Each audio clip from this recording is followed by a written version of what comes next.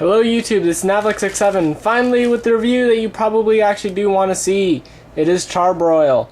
I think he's a remold of Blowtorch, I'm not 100% sure. He might be a completely new mold, which I think he's actually just borrowing bits and pieces from a whole bunch of other G.I. Joes, I actually think, with the new head sculpt, I believe.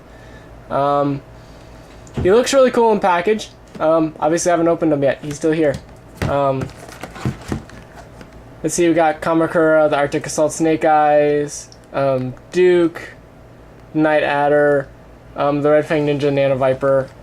Got the back here. It says he specializes in flame propellants, or flame-based technology. So where Barbecue is supposed to be like a search and rescue kind of guy, this guy does his job. He works with flamethrowers. He scatters bad guys here and there for everyone else to pick off. Looks like a lot of fun. Let's get him out of the package and see what we got here. Alright, now we got Charbroil out of package. And he actually can hold everything he comes with. He can hold. The oversized missile launcher doesn't hold very well, but still, he could hold it if you really wanted him to. It's just a repaint of the Destro one, including the flame tip. Makes sense. Alright, fires decently. The legs are Resolute Duke's legs. So I don't know about the rest of the body, but I do know these are Resolute heads. And interesting enough, the helmet does not come off. The helmet they've glued it to the head underneath, and since it's chrome and when I kind of peek under, it's kind of got silver. So it is, in fact, the best of the 80s Cobra Commander head underneath the helmet. Just because that's the only Cobra Commander that had an actual chrome. He does have on his backpack, looks like there's a little hook here for the propellant to connect to. Doesn't really stretch far enough to connect to it, so I'm not sure why you'd want to do that. But there's a connection thing here. But the rest of his accessories, he comes with this flamethrower backpack, which has a wire, plugs in here and plugs in with the gun, and he can hold his flamethrower and just scare people away. Can't really hold anything past that, but the flamethrower has a little peg, and it does, in fact, click, peg into there. So if you have another rifle, he can hold another rifle. I don't have an immediate one with me. Let's borrow one of the Baronesses. Alright, let's borrow this one. But yes, he can hold another figure's rifle if you really want him to. Boom, he's holding it. Alright. Articulation wise, the armor and the flamethrower do not get in the way. I mean, he can bend around it. They don't stop his movement at all. His legs, I think they chose great legs. Resolute Duke has got great legs, and they chose to use that here. Interesting enough though, if we take out the backpack, the chest armor is very, very floppy.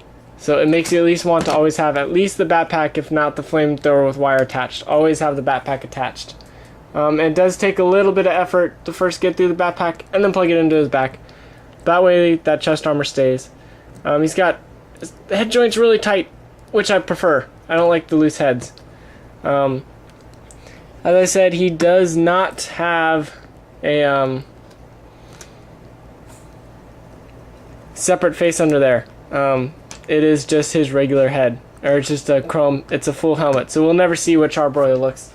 Although his real name is Carl G. Shannon, so I'm gonna assume he's probably Irish then. Considering that G.I. Joe now is supposed to be this global community. I would give him an 8 out of 10. There's not a whole lot of use for him, obviously, since he's supposed to always use a flamethrower, and he can really only hold the flamethrower in one position.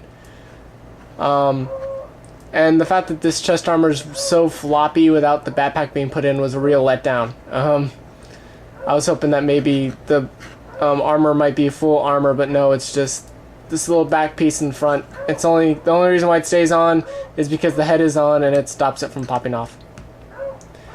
But I do recommend him. He's fun.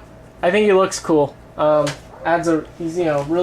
really bright. So I mean, it's nice to have in the collection just to kind of break up all the black that's in the G.I. Joe line currently. So it is nice to have something to really break up that color and fit in terms of, since Barbecue's supposed to be a rescue guy and this guy's supposed to be scatter and destroy. So I do prefer him over Barbecue.